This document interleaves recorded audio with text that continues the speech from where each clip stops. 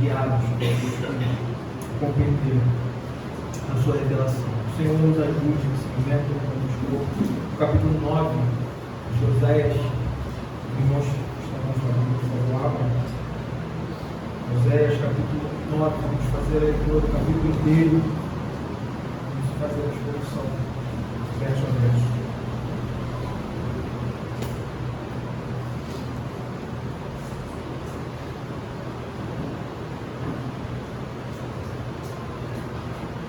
Diz assim a palavra do Senhor, Oséias capítulo 9, verso 1. Não te alegres, ó Israel, não exultes com os povos, porque com prostituir-te, abandonaste teu Deus, a mais da paga de prostituição, em todas as eiras de cereais. A ele o lagar não manterão, e vinho novo lhes faltará. Na terra do Senhor não permanecerão, mas Efraim tornará ao Egito, e na Síria comerá coisa impura. Não derramarão libações de vinho ao Senhor, nem os seus sacrifícios lhes serão agradáveis. Seu pão será como pão de pranteadores. Todos os que dele comerem serão imundos, porque o seu pão será exclusivamente para eles e não entrará na casa do Senhor. Que fareis vós no dia da solenidade, no dia da festa do Senhor? Porque eis que eles se foram por causa da destruição, mas o Egito os ceifará, Mênfis os sepultará. As preciosidades da sua prata, as urtigas, as possuirão. Espinhos crescerão nas suas moradas. Chegaram os dias do castigo, chegaram os dias da retribuição, e Israel saberá. O seu profeta é um insensato, o homem de espírito é um louco, por causa da abundância da tua iniquidade, ó Israel, e muito do teu ódio. O profeta é sentinela contra Efraim, ao lado de meu Deus, laço de passarinheiro em todos os seus caminhos, e inimizade na casa do seu Deus. Muito profundamente se corromperam, como nos dias de Gibeá. O Senhor se lembrará das suas injustiças e castigará os pecados deles. Achei a Israel como uva no deserto, vi os vossos pais como primícias da figueira nova, mas eles foram para Baal-peor e se consagraram à vergonha, vergonhosa idolatria, e se tornaram abomináveis como aquilo que amavam. Quanto a Efraim, a sua glória voará como ave. Não haverá nascimento, nem gravidez, nem concepção. Ainda que venham a criar seus filhos, eu os privarei deles, para que não fique nenhum homem. Ai deles, quando deles me apartar. Efraim, como planejei, seria com tiro, plantado num lugar aprazível, mas Efraim levará seus filhos ao matador. Dá-lhes, ó Senhor, que lhes dará? Dá-lhes ventre estéril e seios secos. Toda a sua malícia se acha em Gilgal, porque ali passei a aborrecê-los, por causa da maldade das suas obras. Os lançarei fora da minha casa, já não os amarei. Todos os seus príncipes são rebeldes. Ferido está Efraim, secaram-se as suas raízes, e não dará fruto. Ainda que gere filhos, eu matarei os mais queridos do seu ventre. O meu Deus os rejeitará, porque não ouvem, e andarão errantes entre as nações. Vamos orar mais uma vez, Senhor, graças ao Senhor.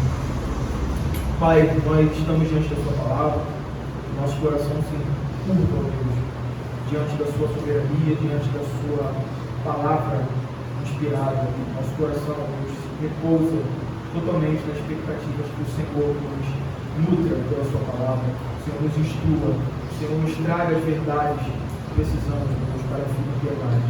Fica conosco, quanto povo, assim oramos no nome de Jesus. Amém. Irmãos, na última exposição, nós vimos, capítulo 8, né? Nós vimos que o alerta que o Senhor pretendia dar ao seu povo foi dado, né? No termo inicial ali que nós falamos, né? Nós tratamos em boca trombeta, né? Dando esse alarme de guerra, trazendo aí a evidência de que o Senhor estava vindo tratar com o seu povo.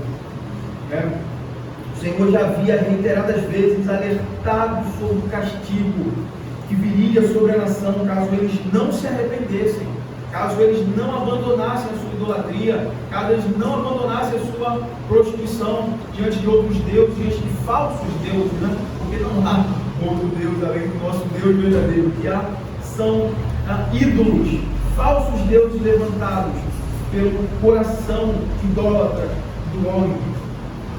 E parece que na leitura que nós fazemos de Oséias, nós vamos ver que quanto mais o profeta falava, quanto mais a trombeta era tocada diante do povo do Senhor, um tanto mais eles se endureciam, eles fechavam os ouvidos para não ouvirem o som da trombeta, o anúncio do Senhor que viria contra eles, porque eles haviam abandonado a lei do Senhor, o mandamento do Senhor. É aquela ideia como que a luz raia, e quanto mais ela brilha, mais intensamente se fecha os olhos, para que a luz não incomode. E quanto mais o Senhor se aproximava, quanto mais o som da trombeta se aproximava do povo de Israel, mais eles fechavam os ouvidos, se faziam surdos. Nós vamos ver aqui o desenvolvimento que eles, na verdade, desacreditavam de tudo isso, pela sua condição, pela sua história dentro do pacto, dentro do povo da aliança, e eles zombaram dos profetas, não somente de Oséias, mas dos profetas de Deus, aqueles homens que, quando a sociedade, os sacerdotes, a igreja de Deus no Antigo Testamento se corrompiam, eles enviavam seus profetas, eles eram zombados, eles eram como profetas descabidos, profecias loucas. Nós vamos ver essa dureza do coração sendo mostrada aqui diante dos nossos olhos. E no início do capítulo 9, deixe sua Bíblia aí aberta para a gente ir acompanhando,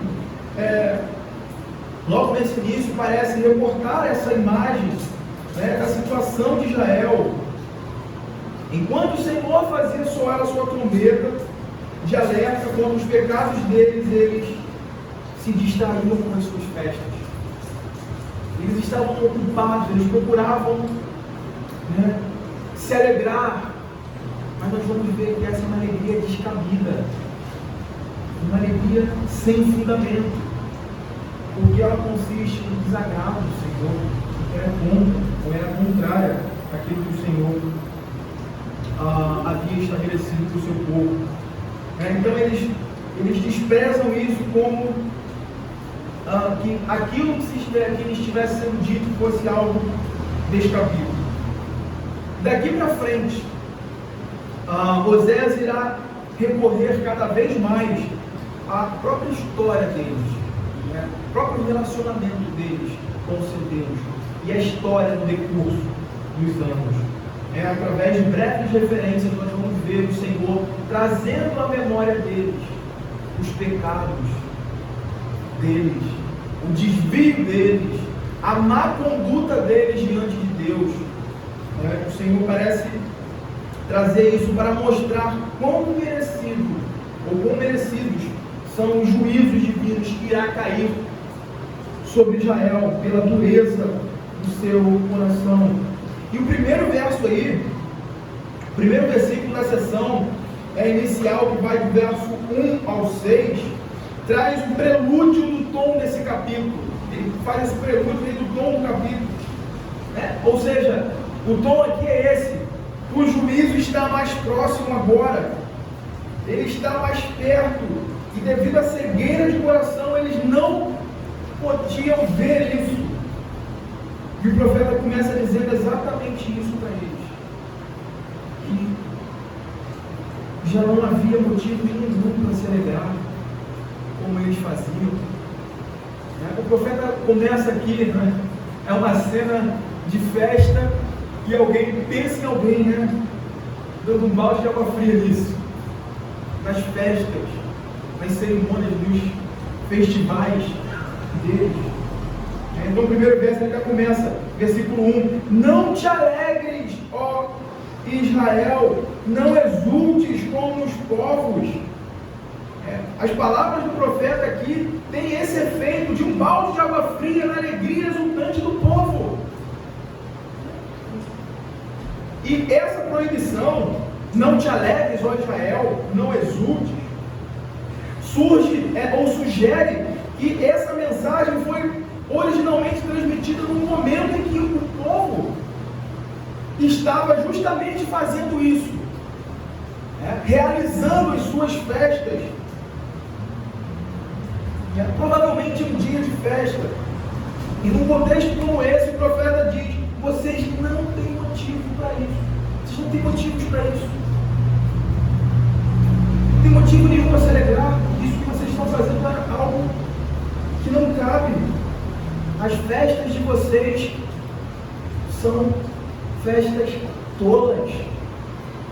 Pensa numa cena, desgostosa. Você, o povo ali, comemorando, festejando, fazendo todos aqueles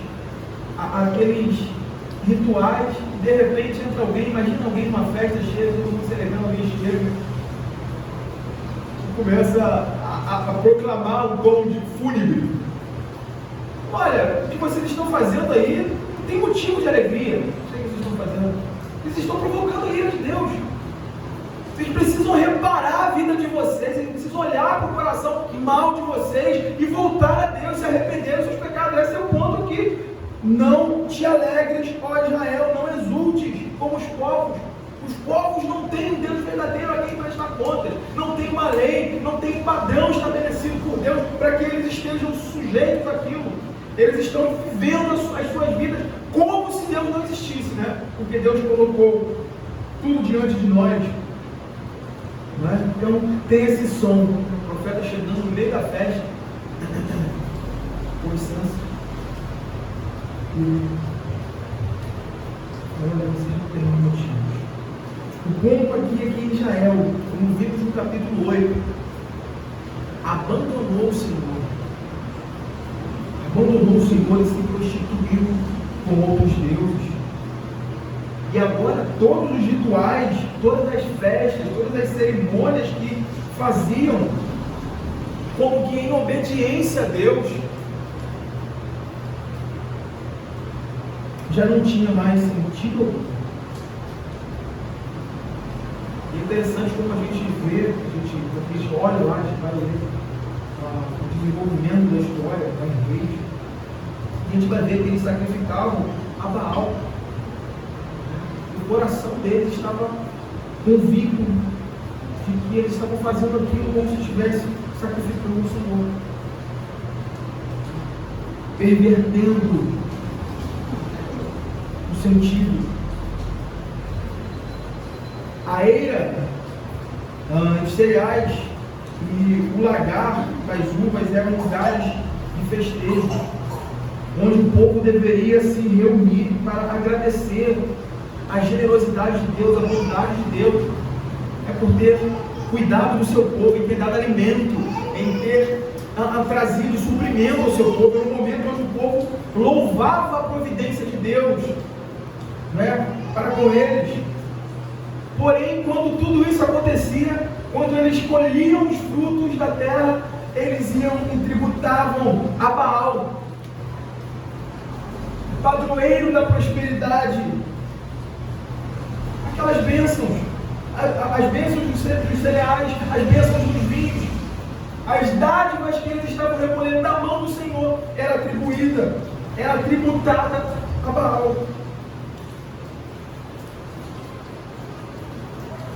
É isso que amaste, temos aí, amaste a paga de prostituição quer dizer. Provavelmente seja uma referência aos frutos da colheita nos quais o povo via uma dádiva de Baal, e também via isso como algo vindo da mão desse falso Deus. Eles estavam celebrando como os povos pagãos, eles estavam nutrindo uma falsa fé, uma fé em falso Deus, para a sua própria perdição, para a sua própria destruição. Por isso, as palavras do profeta devem ter tido esse efeito, né? Esse efeito adverso, esse efeito contrário à alegria que eles estavam expressando ali, aquela alegria geral do povo. E no verso 2, avançando aí, é dito que o Senhor iria reter, né, aquilo que eles tanto buscavam, né, aquilo que eles tanto buscam, derrotando a Baal. O Senhor fala: olha, isso vai ter fim, isso vai cessar, né, a fim de que o Senhor mostre que só há um Deus verdadeiro, e que todo bem, toda providência, que todo recurso que o homem tem vem da mão do único Deus. O Senhor iria mostrar para eles, na prática, literalmente, quem é o único verdadeiro Deus. Lembrá-los disso. Versículo 2: a eira e o lagar não os manterão, e o vinho novo lhes faltará. O ponto aqui está no fato de que a colheita que eles fariam seria equivalente aos deuses diante dos quais eles se prostituíam. O ponto aqui é esse, ou seja, um falso Deus não pode provê-los. O ponto de Deus aqui é exatamente mostrar isso para o povo. A fim de que eles... E o ponto nosso aqui, como sempre temos feito, é ver nisso a graça de Deus. Ainda quando o castigo está sendo pronunciado, Deus está falando: olha, vocês vão ver isso. Eu estou avisando antes.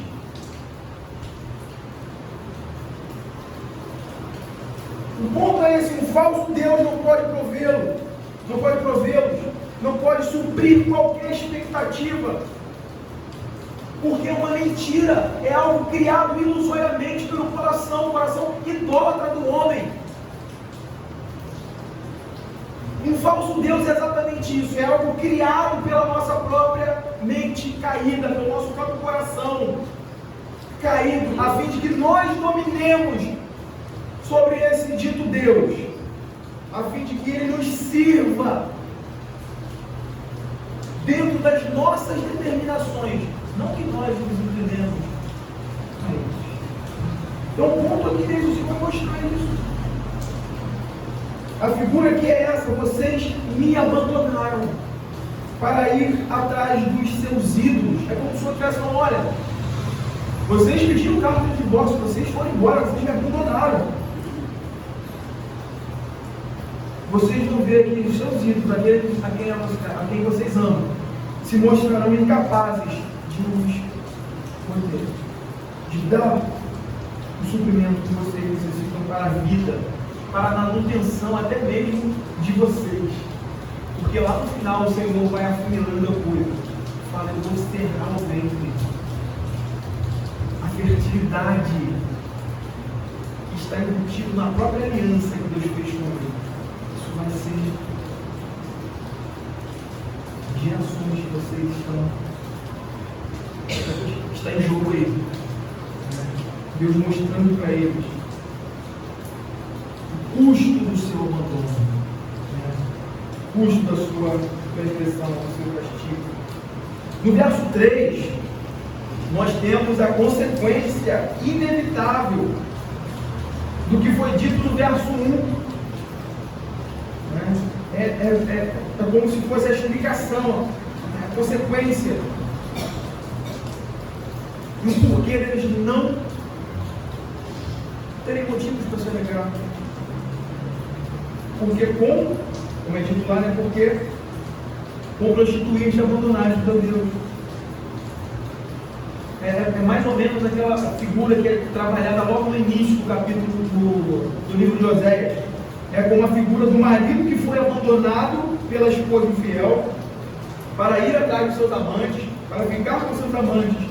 Israel aqui, o Senhor coloca isso: Israel será desterrado, eles perderão isso. Eles perderão por isso a sua terra. A figura que é essa: ao procurar, ao trair o Senhor, Israel perderia todas as bênçãos que receberam dele. E eu creio que essa analogia de um relacionamento humano que ainda é um tanto fraca para representar o que o relacionamento entre Deus e o seu povo significa. Por quê? Aqui dentro desse contexto, né? Diferente de um casamento com comunhão de bens, onde o que se aparta ainda de alguma coisa, ainda por algum motivo tem alguma coisa, ou pode desfrutar de alguma coisa, o ponto aqui de contraste é esse, que é o que Deus está colocando diante da mente do seu povo, dos olhos do seu povo. Quando nós nos apartamos de Deus, não haverá nada que nós possamos fazer para nos manter.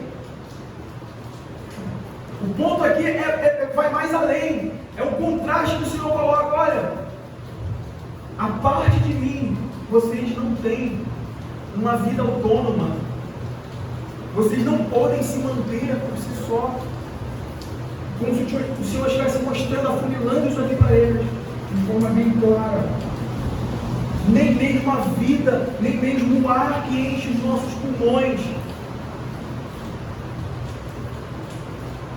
estão sobre o nosso cabo. Isso depende de Deus, isso depende da misericórdia do Senhor. Ele se juntou, pode ser desligado a qualquer instante. Não tem poderosos, não tem príncipes, não tem reis que possam lidar contra isso. Se o Senhor faz secar uma determinada região, uma determinada terra, se o Senhor privar ali de chuva, uma coisa tão simples, né? Como agora está acontecendo, uma chuvinha, se o Senhor privar isso, consequências terríveis vêm. Tudo vem da boa mão do Senhor, tudo vem da sua bondosa misericórdia, da sua graça. Nós dependemos disso. E a figura aqui é exatamente essa: o Senhor mostrando ao seu povo: olha, vocês me abandonaram, vocês criaram Deus. Lembra que a gente falou no capítulo passado? Vocês constituíram rei, mas eu não soube. Eles não consultaram a Deus para nada. Eles entraram em relacionamentos e eles não consultavam a Deus, eles não se preocupavam com o que Deus havia estabelecido. Eles desenvolviam suas relações sociais sem se preocupar com o que Deus havia estabelecido. E o Senhor está trazendo aqui agora diante deles, para um acerto de conta: olha, vocês me abandonaram, e vocês verão que até a vida e o ar que enche o pulmão de vocês, até a concepção que vocês acham que é algo tão natural, que vocês atribuem a outros falsos deuses, a falsos deuses, vocês vão ver o quanto vocês vão ter na minha mão. O verso 3 é enfático em afirmar isso. Eles abandonaram o Senhor então desterraria eles. Eles perderiam as bênçãos do pacto, bênçãos que o Senhor havia dado a eles. Verso 3: na terra do Senhor não permanecerão, mas Efraim tornará ao Egito, e na Síria comerá coisa imunda. No cativeiro para onde eles iriam, para onde eles seriam levados, eles não poderiam mais manter aqueles rituais que eles tanto adoravam fazer.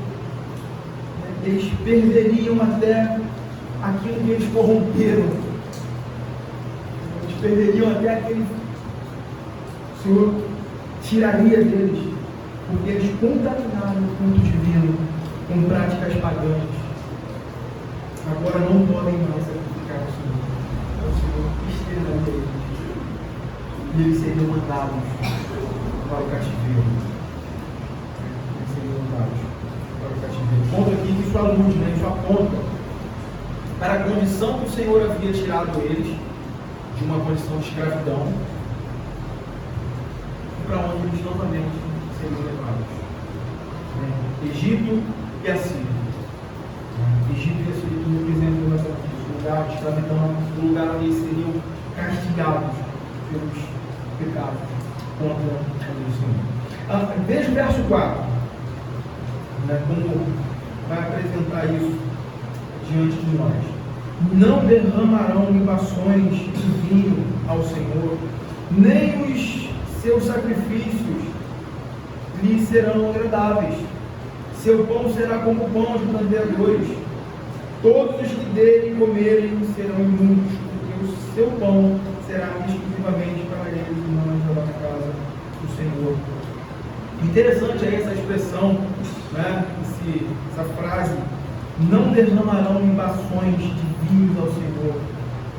Interessante porque a Bíblia frequentemente usa esse tipo de linguagem simbólica, linguagem espiritual,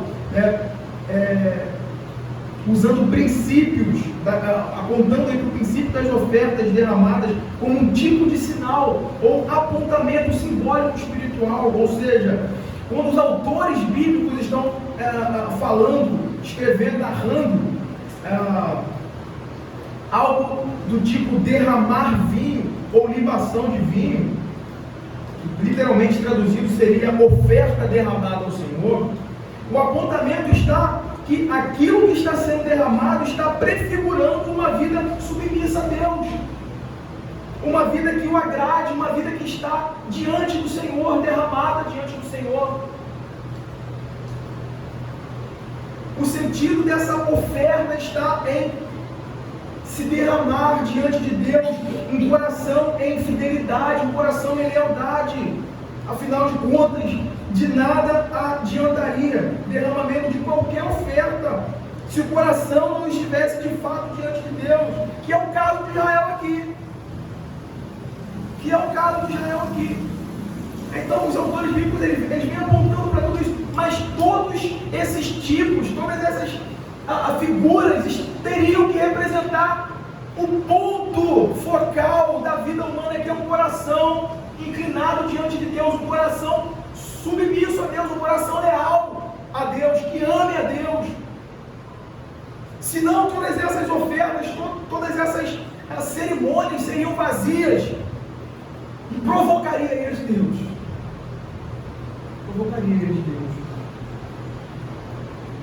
Justamente porque seria algo falso.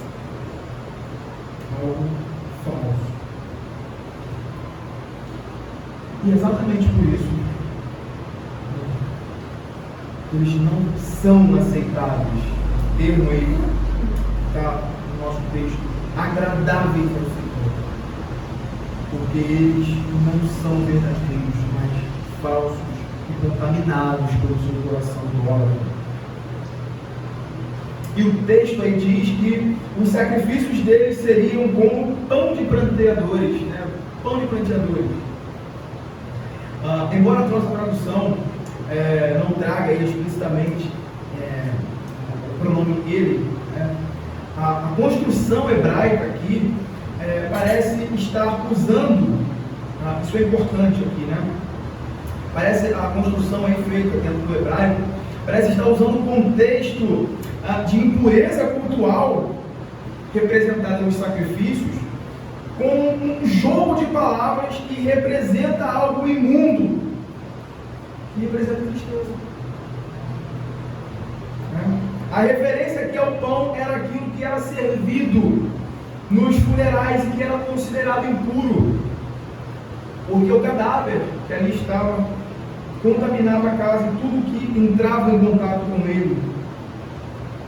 A referência aqui de pão pranteadores é basicamente essa. E o ponto é que no cativeiro Israel comeria pão imundo, com tristeza, com lamento, com dor, por ter abandonado o seu Senhor, ter abandonado o seu Deus.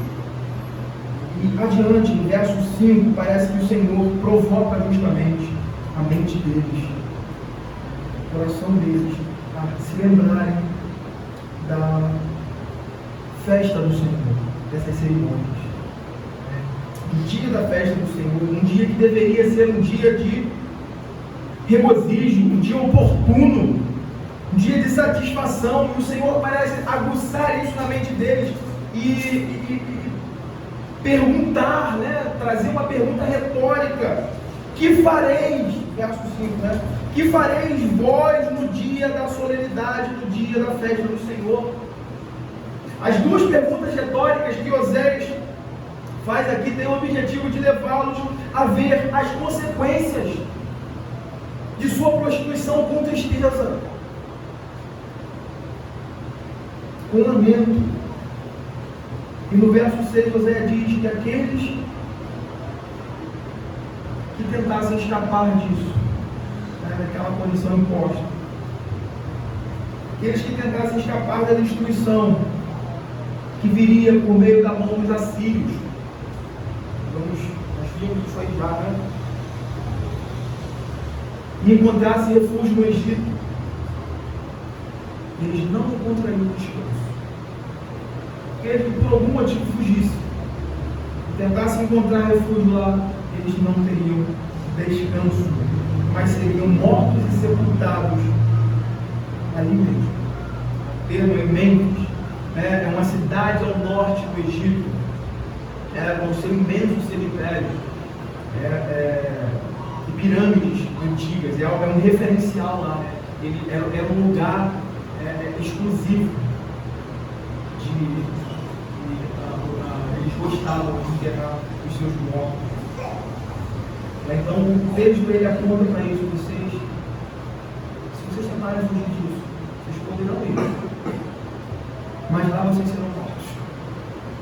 Vocês não fugirão, né? O ponto é: vocês não vão conseguir fugir da minha mão, não vão conseguir fugir do castigo, porque sou eu, o próprio Deus, que está indo ao encalço deles.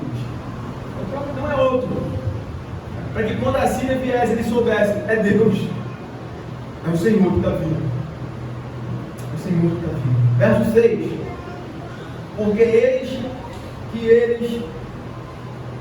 eles se foram por causa da destruição, mas o Egito os ceifará, Mênfis os sepultará, as preciosidades da sua prata, as urtigas as possuirão, espinhos crescerão nas suas moradas. Como nós dissemos, né? Mênfis era uma antiga capital do Baixo Egito, hoje em ruínas ao sul da antiga Cairo.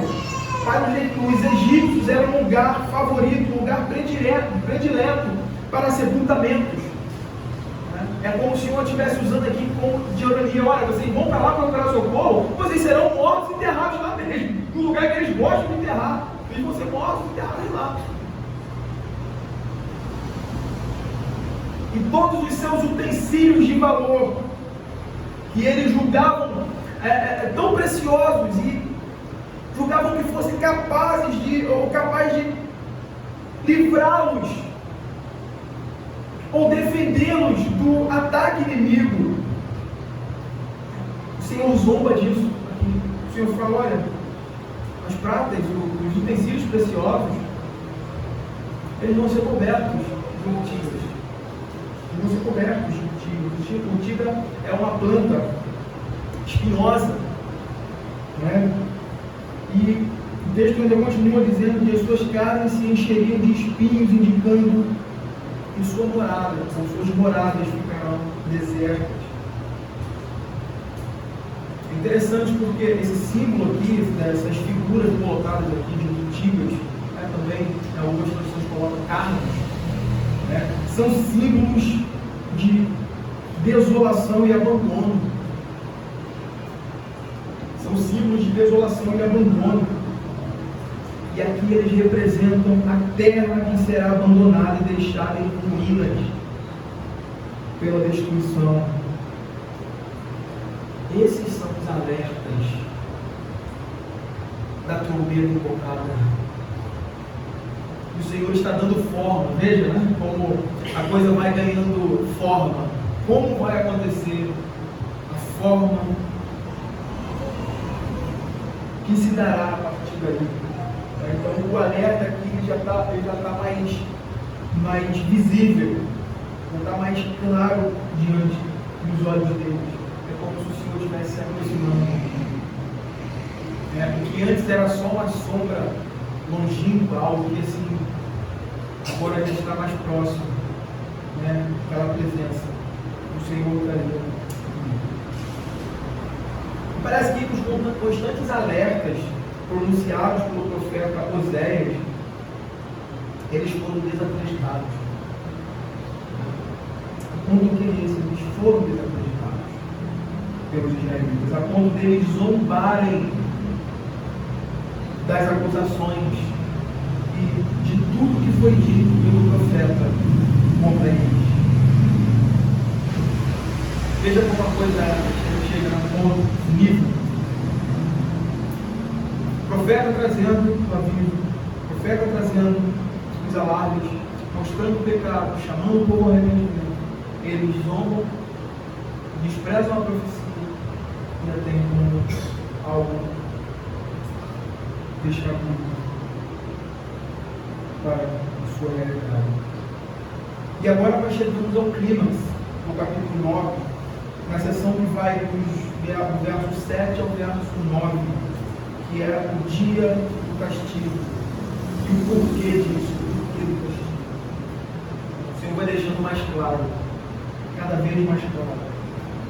Verso 7: chegaram os dias do castigo, chegaram os dias da retribuição. Israel saberá, o seu profeta é um insensato, o homem de espírito é um louco, por causa da abundância da tua iniquidade, ó Israel, e o muito do teu ódio. O verbo hebraico aqui,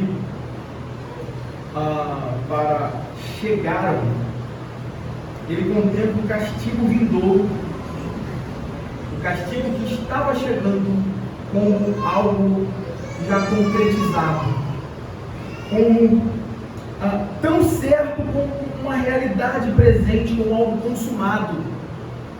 O tempo aqui colocado, ele já aponta para isso. Embora ele fale no futuro, a perspectiva é de algo tão certo como algo que já tenha sido consumado. Por isso aí, algumas traduções vão colocar dessa maneira, apontando, literalmente, para algo que estava na iminência de acontecer, bem próximo. A nossa tradução ela já pega esse ponto aí do hebraico, da língua hebraica. Está chegando o dia do castigo, o dia em que Deus castigará o seu povo. Então, algumas traduções como a nossa, ela já vai colocar isso como algo presente, como algo certo, como algo que não tem escapatória, não tem para onde eles fugirem. E o termo aí para castigo, ele é bem significante aqui. Ele é bem significante, porque ele aponta para algo como inspeção, para algo como uma supervisão. Como se o Senhor estivesse apontando para isso. Chegou o dia em que o Senhor vai inspecionar a conduta do seu povo de perto. E Israel saberá o resultado disso, do seu abandono. E é interessante que o que vem depois, o que vem em seguida, confirma a invariabilidade do castigo. Israel saberá, o texto coloca aí. Se nós fôssemos traduzir isso a termos literais, seria isso. O Senhor está vindo, isso como uma realidade presente. Castigo é certo, que Israel saiba disso. Israel saberá, literalmente traduzido aí, que o povo de Israel fique sabendo disso. E em seguida Oséias parece usar um tom irônico para descrever a disposição obstinada, rebelde, incrédula dos seus ouvintes quanto ao que ele tem dito.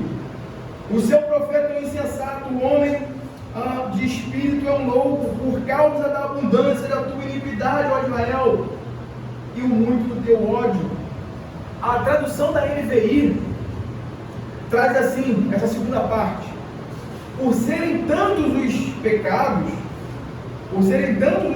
e tão grande a hostilidade de vocês, falando para Israel, o profeta é considerado um tolo, e o homem inspirado um louco violento.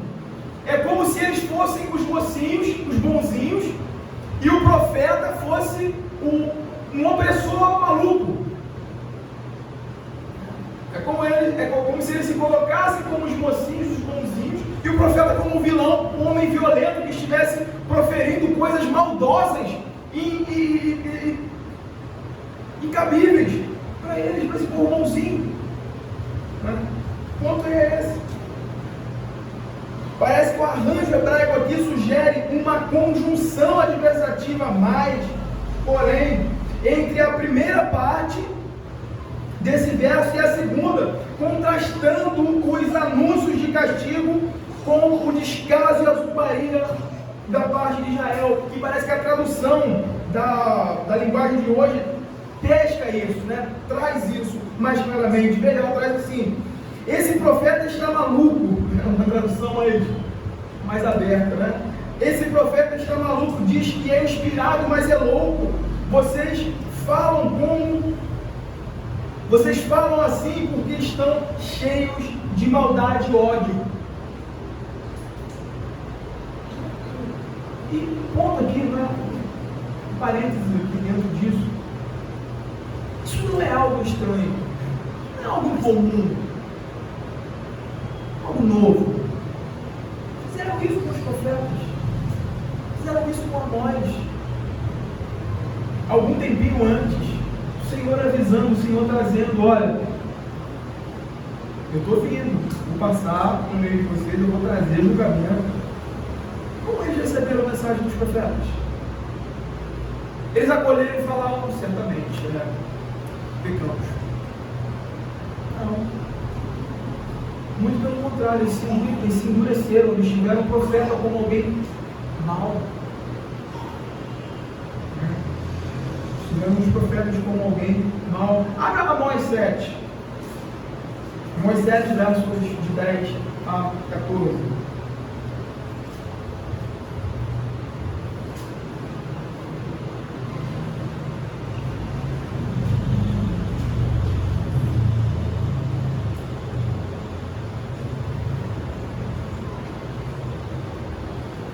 O profeta trazendo as acusações do Senhor contra os pecados do seu povo. E veja o que acontece. Olha que interessante. Então Amazias, o sacerdote de Betel, mandou dizer a Jeroboão, rei de Israel: Amós tem conspirado contra ti no meio da casa de Israel. A terra não pode sofrer todas as suas palavras, porque assim diz Amós: Jeroboão morrerá a espada, e Israel certamente será levado para fora da sua terra, no cativeiro. Então Amazias disse a Amós: vai-te, ó vidente. Aqui é usado como algo pejorativo. Vai embora daqui, eu não quero ouvir sua profecia, eu não aceito. Vai-te, ó vidente, foge para a terra de Judá, e ali come o teu pão, e ali profetiza. Mas em Betel, daqui por diante, já não profetizarás, porque é o santuário do rei e o templo do reino. Veja, todas aquelas construções, isso aqui é equivalente ao templo. O contexto que nós estamos vendo, por isso é importante. Aqueles templos construídos, os ídolos ali colocados, os bezerros de ouro, eles estavam colocando a ira de Deus. O Senhor chama o seu profeta e fala contra isso. Eu vou fazer isso com eles. Ele chama o profeta e fala: olha, vai lá, Amós, ele vem lá do outro reino, vem lá do outro canto, vem lá de Judá. Vem profetizar a casa do reino do norte. Ele fala: olha, volta para o teu canto, profetiza lá, come o teu pão, fique bem lá, mas não vem falar contra a nossa conduta aqui não, porque nós estamos oferecendo bons sacrifícios, nós temos vários lugares de adoração, nós temos vários pontos onde o povo adora a Deus aqui por meio de bezerros de ouro. Mas vai para lá, vai isso lá. É o mesmo contexto, é o mesmo ponto.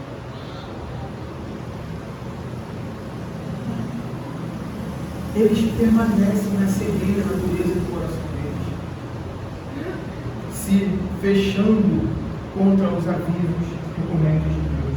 No verso 8, Oséias faz uma breve,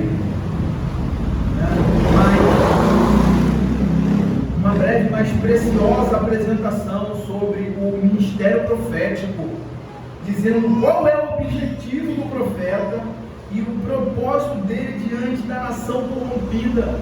Qual o propósito de Deus em chamar os seus profetas e anunciar, fazer com que eles sejam os seus atalaias, os mensageiros de Deus ao povo? Veja, o verso 8 vai dizer, capítulo 9, verso 8: o profeta é sentinela contra Efraim ao lado de meu Deus, laço de passarinheiro em todos os seus caminhos, inimizade na casa do seu Deus. Salvo as dificuldades aqui, desse versículo, na própria construção hebraica, bem difícil.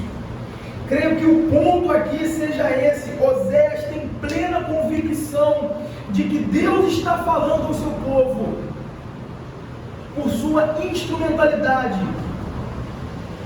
como ele tem feito constantemente. E a figura de Oséias aqui, o ponto é aquela figura do atalaia que é descrita lá em Ezequiel 33. Abra Ezequiel 33, versos de 1 a 9.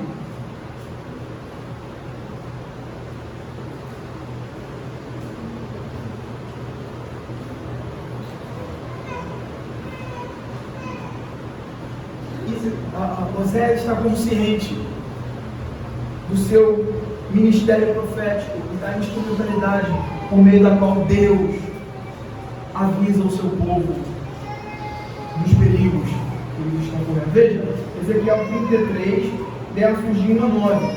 Veio a minha palavra do Senhor dizendo: filho do homem, fala aos filhos de teu povo e dize-lhes: quando eu fizer vir a espada sobre a terra e o povo da terra tomar um homem dos seus limites e os constituir por seu atalaia, e vendo ele que a espada vem sobre a terra, tocar a trombeta e avisar o povo, se aquele que ouvir o som da trombeta não se der por avisado e vier a espada e o abater, o seu sangue será sobre a sua cabeça. Ele ouviu o som da trombeta e não se deu por avisado, o seu sangue será sobre ele. Mas o que se dá por avisado salvará a sua vida. Mas se o atalaia vir que vem a espada e não tocar a trombeta e não for avisado o povo, se a espada vier e abater uma vida dentre eles, este foi abatido na sua iniquidade, mas o seu sangue derramarei do atalaia. A perspectiva aqui de Oséias é basicamente essa, dentro da cosmovisão, dentro do entendimento do que é dito: o profeta é sentinela contra Efraim, ao lado de meu Deus. Uma tradução aí possível, diante das dificuldades desse texto e das traduções que temos, uma tradução possível aí ao versículo 8 é: Deus me mandou como profeta para avisar o seu povo, mas em todos os lugares eles armam armadilhas para me pegar. Até no templo de Deus eles me perseguem.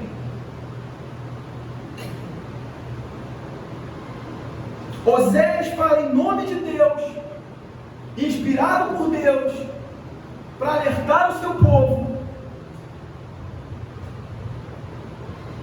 e eles zombaram, desacreditado. Israel veio como um laço, como um inimigo, e eles correm para a Síria para procurar socorro e proteção. Eles rejeitam aquele que está alertando eles. O seu mal vai vir de lá, mas eles correm para o abraço, para o mal. É aquilo que Lloyd Jones diz: chega um ponto que Deus entrega o seu povo a tal pecado que eles chegam a dizer: mal, sejas tu meu bem. Eles se abraçam ao mal, eles se apegam a isso, e eles não ouvem. Não ouvem. Você pode gritar, você pode honrar, você pode perder a voz.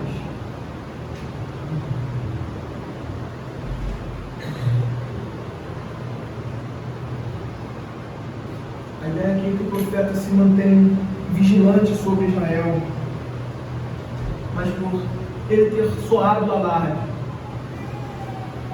agora se encontra perseguido como um animal e é alvo da hostilidade. Que é isso? No verso 9, ele conclui a ideia da inspeção, da avaliação divina e do acerto de conta, iniciadas no verso 7, consumando o papel profético de Atalaia, desenvolvido no verso 8, dizendo: muito profundamente se corromperam, como nos dias de Gibá, o Senhor se lembrará das suas injustiças e castigará os pecados deles. Ou seja, o resultado da inspeção divina foi exatamente esse: eles se aprofundaram no pecado e na perversidade, eles se aprofundaram no mal.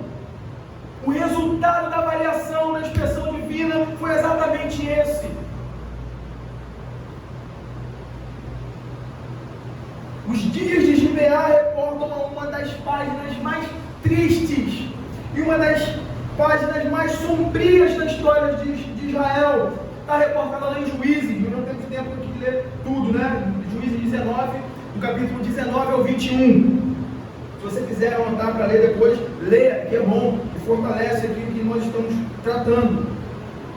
Mas esse aqui é um dos momentos mais sombrios, que vai mostrar a maldade do coração do próprio povo de Deus, do próprio povo que estava ali, que é o estupro coletivo e assassinato da concubina do levita pelas mãos dos cidadãos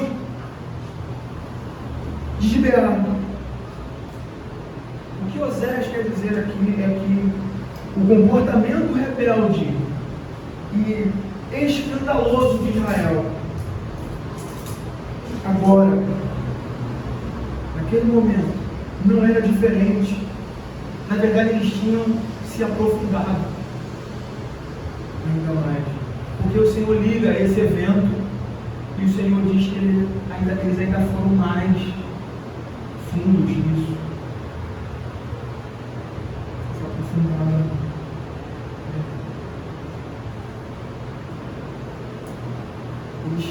Esse reflexo aqui, né, essa condição vai refletir na nação desde há muito tempo. Não é uma novidade aqui, mas vem mais ou menos aí 300 anos. Que mais ou menos 300 anos. Que esse desvio deles conduzirá inevitavelmente ao castigo por causa do caráter de Deus, de quem Deus é, daquilo que Ele exige do seu povo. Ponto aqui que o caráter santo de Deus não permitirá que o pecado permaneça impune na terra. O Senhor pode até assustar o castigo, a fim de que o seu povo reconheça o seu pecado, confesse o pecado, se arrependa do seu pecado e mude de mal. Nós vamos ver isso também a nós. Mas o ponto aqui é esse: ele não pode passar panos quentes, passar a mão, permanecer, permitir que o povo, o pecado permaneça impune na terra. Ele pode não agir imediatamente, mas ele se lembrará da iniquidade deles. Isso vai ser dito lá na morte. Por 3 ou 4 pecados, transgressões, não sustarei o castigo. Parece que é aquilo que é dito também nas Escrituras, né? A medida da iniquidade vai se encher. O Senhor vai. O Senhor é compassivo, o Senhor é longânimo, misericordioso, a fim de que o seu povo chegue ao arrependimento. Mas chega um ponto em que a medida da iniquidade se enche. O Senhor então vem. Agora nós temos aí, então, o desenvolvimento disso na última sessão, né? No capítulo 9, que vai dos verso 10 ao verso 17. Aí do verso 10 ao verso 17. No verso 10, Osés começa com uma espécie de deleite inesperado de Deus com Israel quando eles deixaram o Egito. Veja o verso 10. Achei a Israel como uva no deserto. Vi a vossos pais como as primícias da figueira nova, mas eles foram para Baal-Peor e se consagraram à vergonhosa idolatria e se tornaram abomináveis como aquilo que amaram. Aqui o Senhor, Ele lembra do início do seu relacionamento com o seu povo, como um tempo feliz.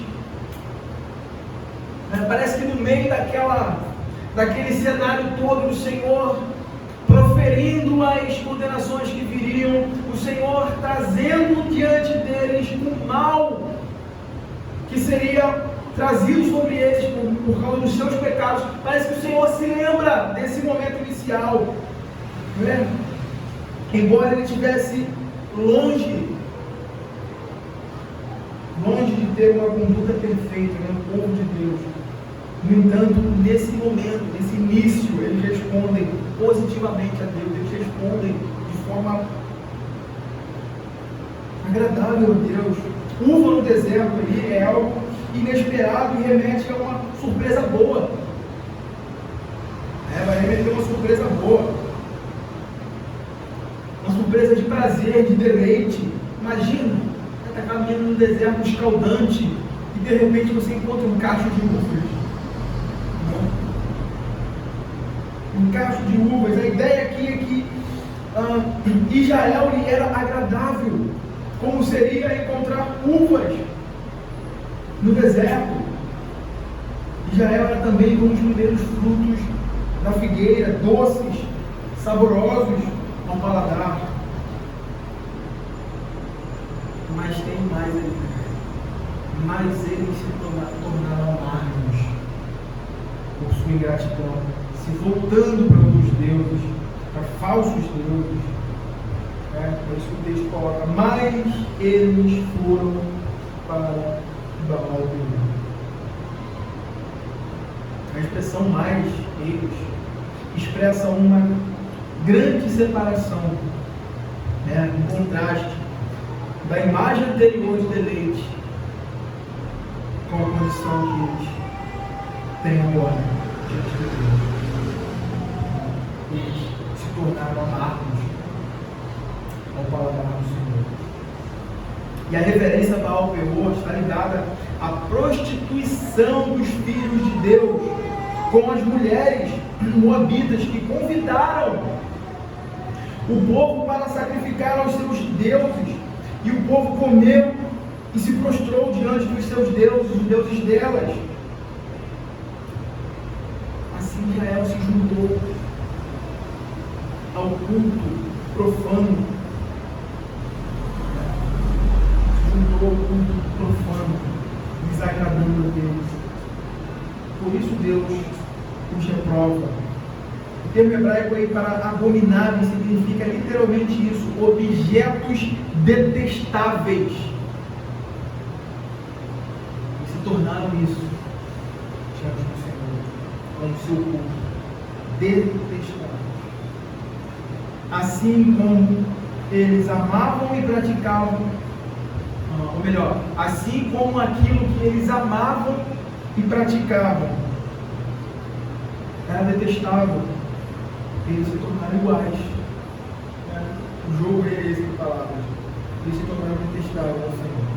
E nos versos de 11 a 14, Osés retoma o tema do juízo que estava se movendo sobre eles, nos versos 11 a 14. Então, no verso 11 ele diz: quanto a Efraim, a sua glória voará como ave, não haverá nascimento, nem gravidez, nem concepção.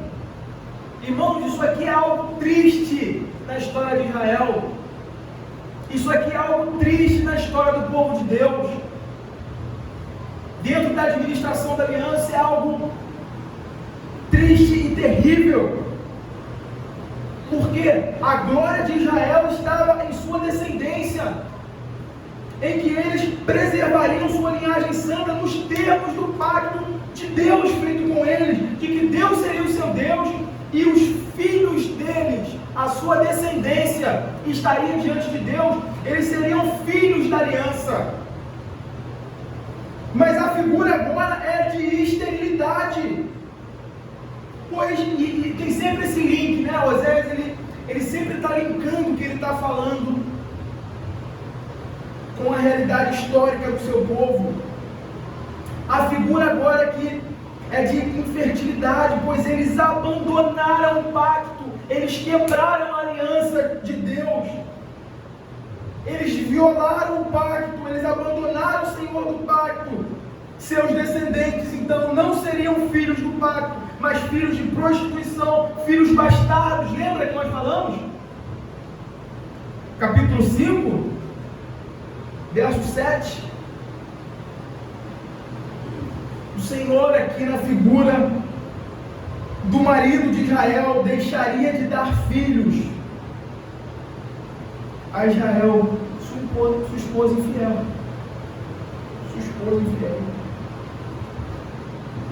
Interessante aqui, né, esse ponto, é que o nome Efraim quer dizer fertilidade, fértil. Veja a ironia. Olha o que o texto diz. Quanto a Efraim, a sua glória voará como ave. Não haverá nascimento, nem gravidez, nem concepção. Nunca, guarde isso. Quando você lê dentro do texto hebraico, principalmente no texto hebraico, na gramática aqui hebraica, quando você vê repetições, normalmente são 3. Tá? Normalmente são 3. Que apontam para a mesma coisa, nunca em vão. Nunca por acaso. Como às vezes a gente faz. A gente usa 3 coisas para falar da mesma coisa. Nunca em vão. Tá? Quanto a Efraim, a sua glória voará como ave. A ideia aqui é de alguém que chega, já viu aquela praça que está cheia de pombos, de aves, de pássaros que foram ali, e alguém chega e faz assim, ó. O que acontece? Elas se dissipam, elas voam assustadas, elas vão embora, né? A figura aqui é essa, e é interessante exatamente isso, pelo próprio nome, a ironia do texto está na observação de que o frutífero ficará infrutífero, o frutífero ficará estéril, e o qualificativo de frutífero deixará de caracterizar Israel, porque eles abandonaram o seu Deus, e sua glória voará. Deus sustará isso deles por um tempo, isso será tirado. Veja o verso 12. Verso 12 intensifica isso ainda mais, dizendo: ainda que venham a criar seus filhos, eu os privarei deles, para que não fique nenhum homem. E aí alguns tradutores ou alguns comentaristas vão tratar isso aí como um exagero, né? Eu não lembro o nome, acho que é hipérbole, que aponta para o exagero da linguagem, né? Não haverá homem, apontando para isso.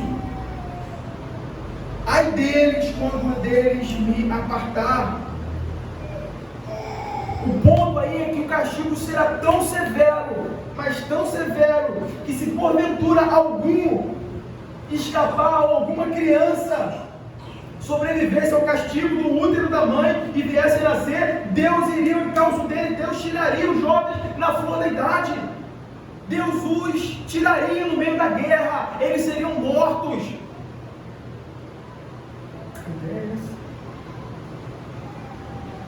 E essa é uma forma bem direta de Deus dizer ao seu povo,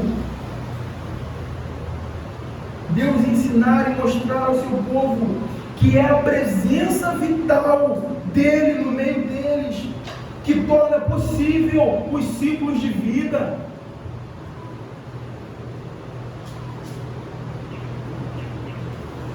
É a vida, é a presença vital de Deus no meio do seu povo que torna possível a nossa manutenção, a nossa descendência, a providência nossa. Seu afastamento é uma sentença certa de morte. É isso que o Senhor está contando para eles aqui, como consequência do seu abandono. Deus também não abandonaria eles, Deus também deixaria eles. E o retirar de Deus significa morte, esterilidade, sequidão. Nos versos 13 e 14, o profeta é tomado por um senso profundo de piedade.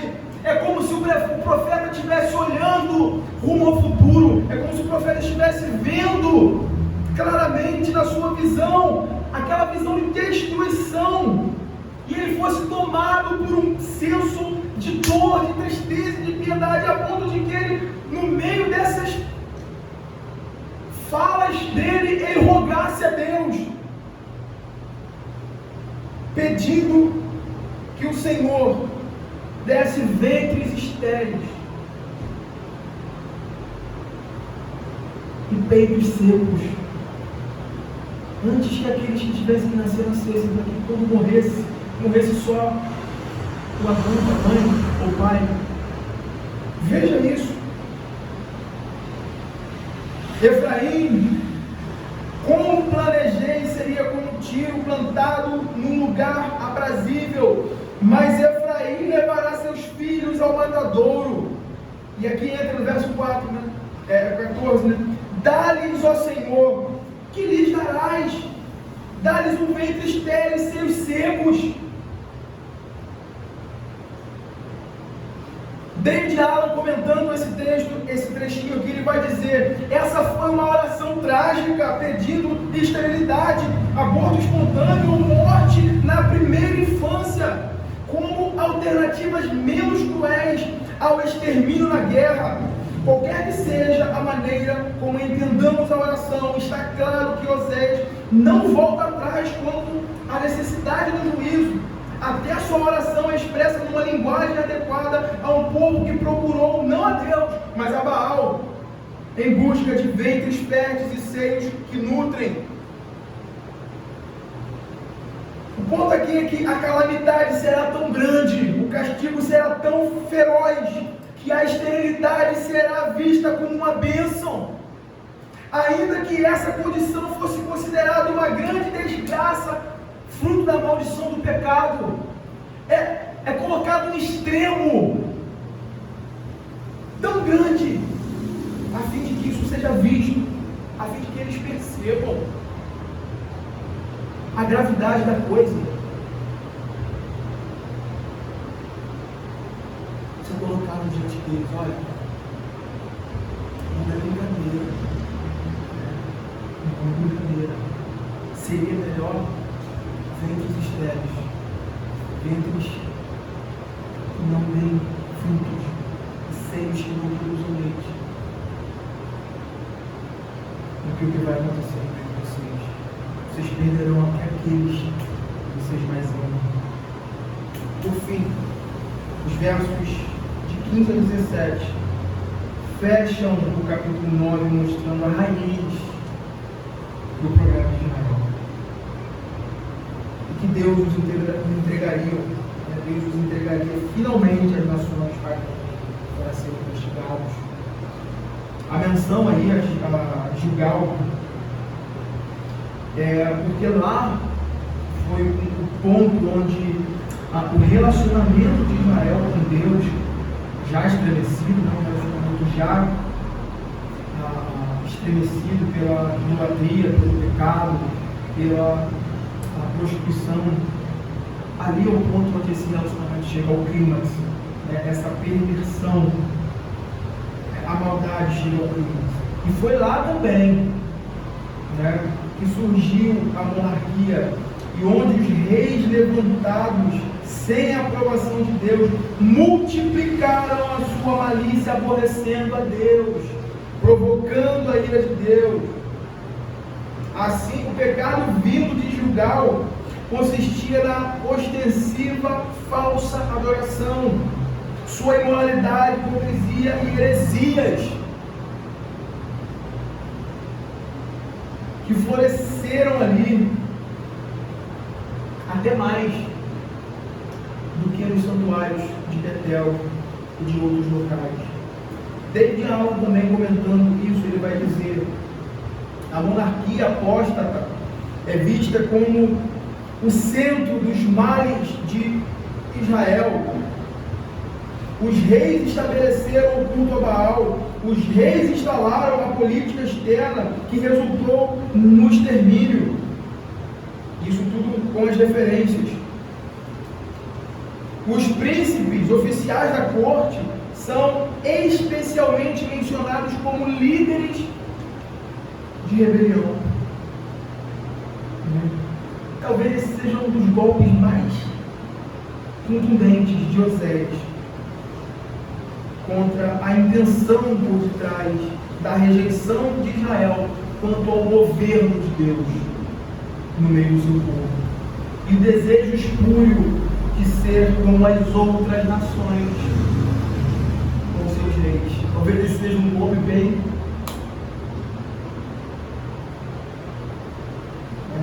em seu próprio nascimento começou a incorrer no ódio divino, nessa referência, nessa rejeição a Deus.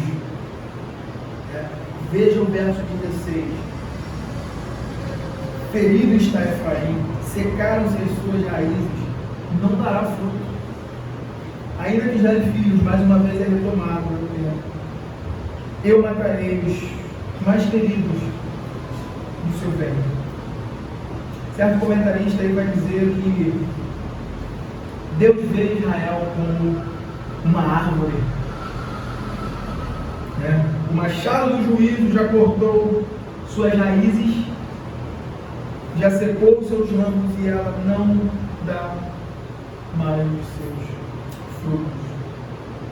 E as ameaças dos versículos 11 e 12 são reforçadas ali no verso 16 e encerradas no verso 17, com uma razão para essa rejeição.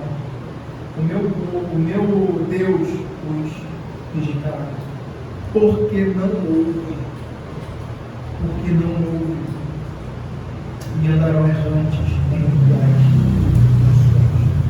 O profeta deixa claro aqui que a causa de todos os males que lhes sobrevirão está exatamente nos ouvidos surdos. Estavam nos ouvidos surdos.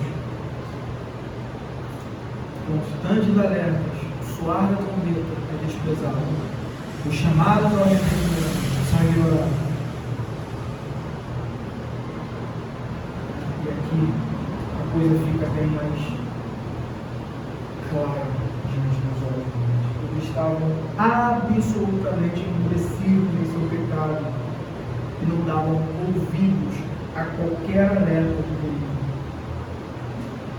E é exatamente por isso que andaram errantes. A referência aqui parece ser a de alguém como Caim, andar errante sem a proteção e o cuidado do Pai.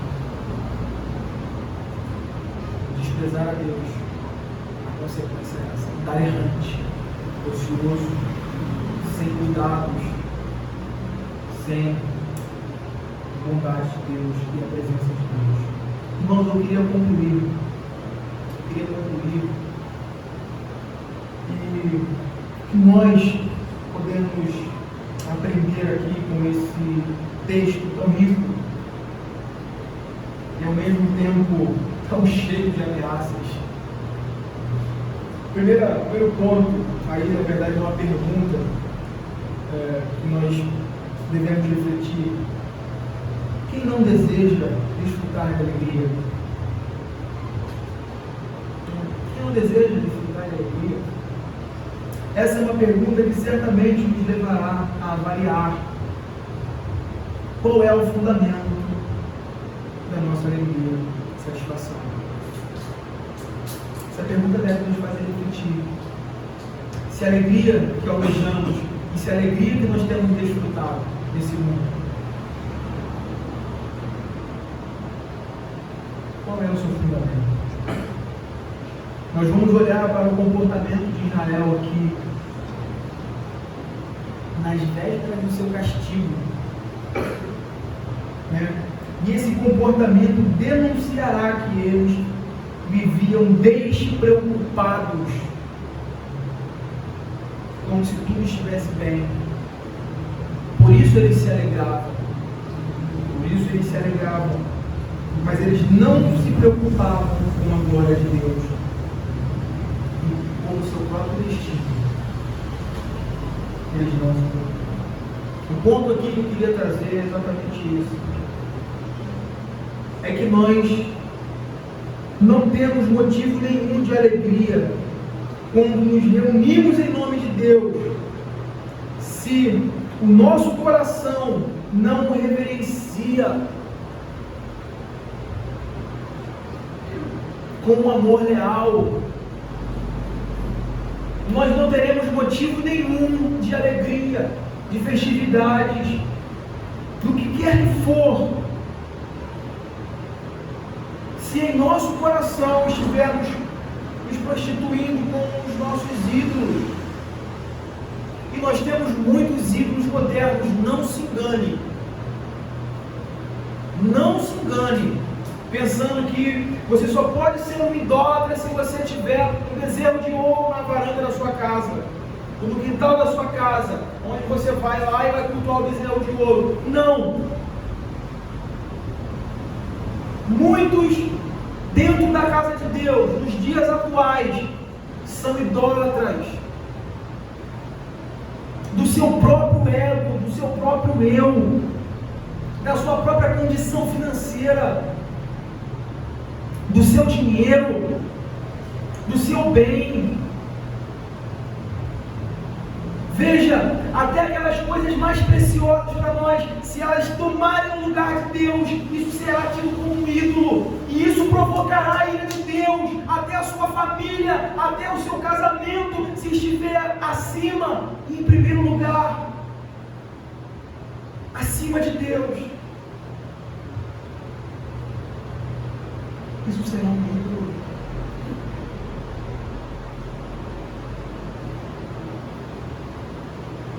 Nós temos muitos ídolos com outros nomes. Que nessa noite nós possamos sondar o nosso coração a fim de sabermos se a nossa alegria não é uma alegria ilusória, uma alegria que está nos conduzindo entorpecidos, anestesiados para a condenação, ou se realmente estamos sob as bênçãos do pacto. Essa é uma noite para que nós possamos avaliar o nosso coração quanto a isso.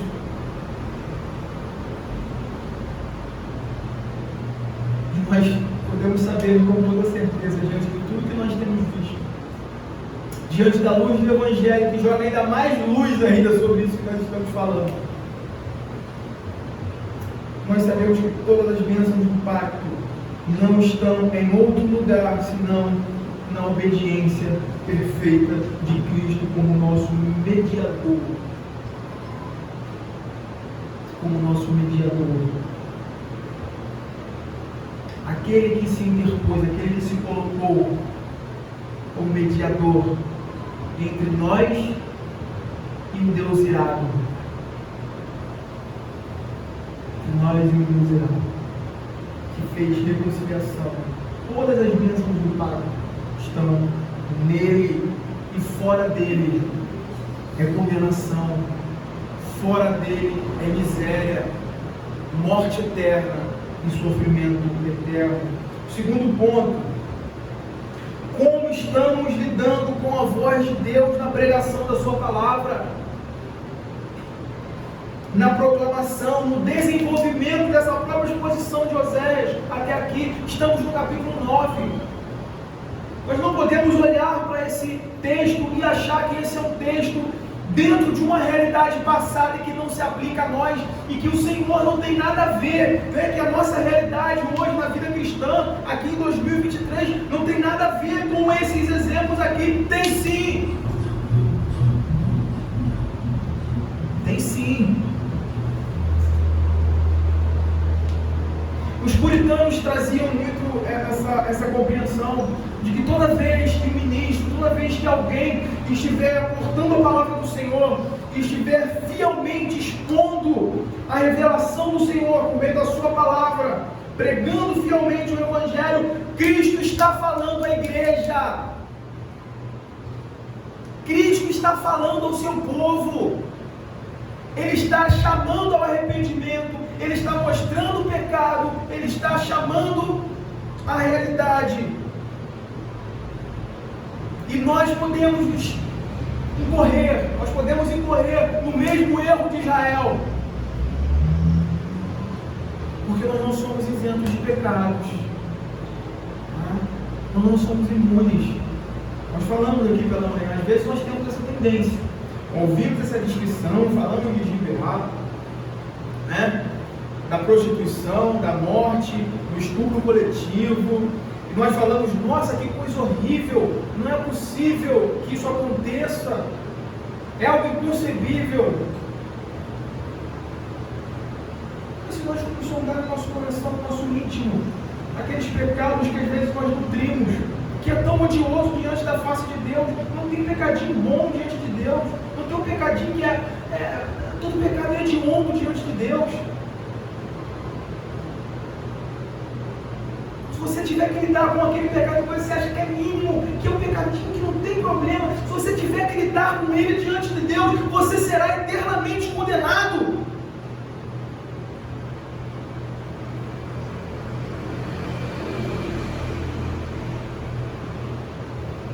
Entenda isso. Uma das piores coisas que podem acontecer quando alguém está pregando fielmente a palavra de Deus, mostrando os propósitos de Deus, revelando todo o desígnio de Deus, é alguém estar ouvindo a mensagem carnalmente, desconsiderando todo o propósito divino ao revelar-se. Não é para mim, não tem nada com isso, vou continuar no meu relacionamento, vou continuar fornicando, vou continuar fazendo todas as atrocidades, isso não é comigo, Deus está vindo.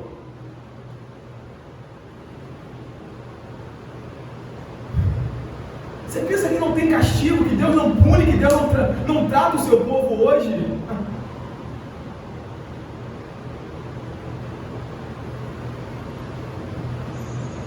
Satanás trabalha essa ilusão, desse mundo ilusório constantemente, junto com a nossa carne e com o mundo, para que nós pensemos que isso será de alguma forma amenizado. Não será. Não será.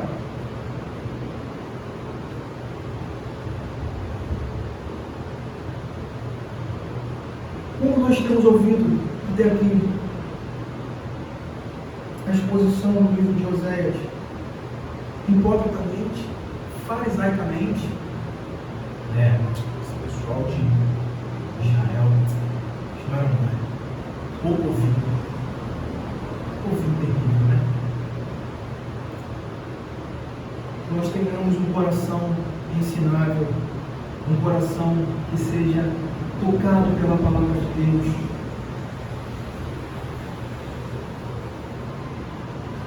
Cristo hoje continua falando à igreja por meio do Evangelho pregado fielmente. O Evangelho está sendo pregado agora. O Evangelho tem sido pregado em cada exposição de Oséias. Cristo está nos chamando a isso. Que nós tenhamos o mesmo espírito de quebrantamento. E que nós não tenhamos o espírito de incredulidade que levou Israel a zombar dos seus profetas, mas sim o espírito manso e ensinável, a fim de sermos sensíveis ao mínimo alerta que nos chame ao arrependimento, que nos faça olhar para Cristo. E por último, o último ponto que eu queria trazer aqui é exatamente isso. Né?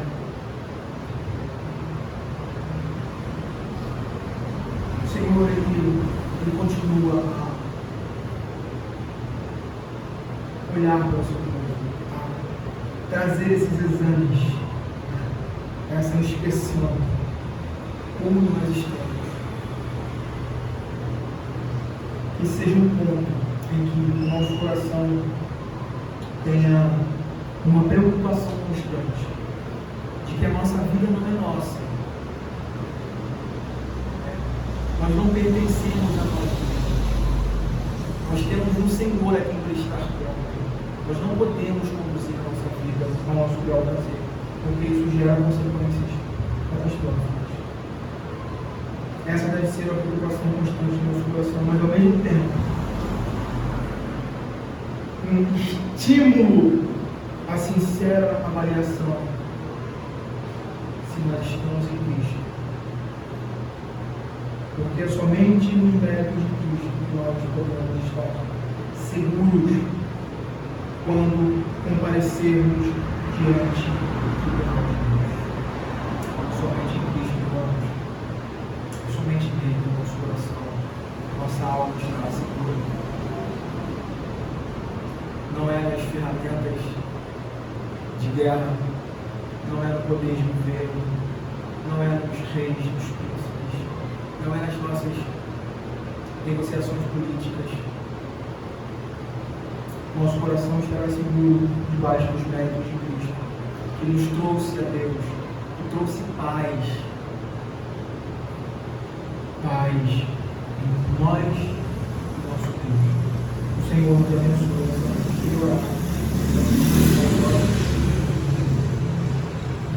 Senhor Deus e Pai,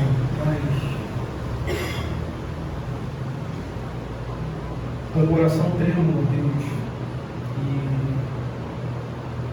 confiantes, nos achegamos diante do Senhor ao final dessa mensagem, ao final da exposição da Sua palavra, e te pedimos misericórdia, porque nós temos consciência de que somos pecadores, nós temos consciência de que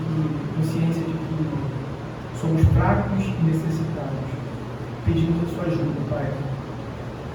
Cada irmão, cada pessoa que ao ouvir a Sua mensagem, a Sua palavra, que o Senhor trate, que o Senhor trabalhe no nosso coração, Deus. Que o Senhor, pela operação e atuação do Seu Espírito, nos conduza a uma avaliação sincera diante da Sua palavra. E que nós possamos, ó Deus, nos arrepender quando a Sua palavra nos confronta. Que nós possamos, ó Deus, como uma vela diante da luz do calor, possamos nos derreter diante da Tua palavra e olhar cada ponto da nossa vida, Deus, cada ponto da nossa vida com essa seriedade, e sabemos que o Senhor inspecionará cada um de nós, assim como o Senhor tem feito ao longo de toda a história da Tua igreja. Que nós sejamos taxados como homens inteiros. Eu te peço que o Senhor trate com misericórdia aqueles, ó Deus, que tem desprezado a Tua palavra e vivido reverentemente diante de Ti. O Senhor tenha misericórdia de nós.